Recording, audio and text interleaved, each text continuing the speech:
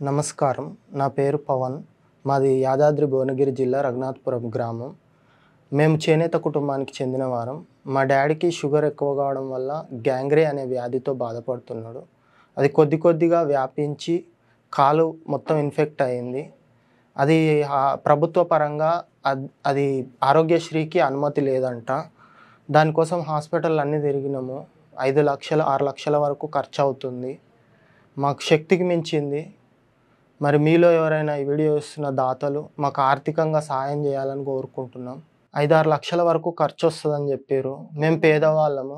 మా శక్తికి మించి ఎంతో కొంతవరకు మేము చేసుకొచ్చినాం. ఇంకా కావాలంటున్నారు.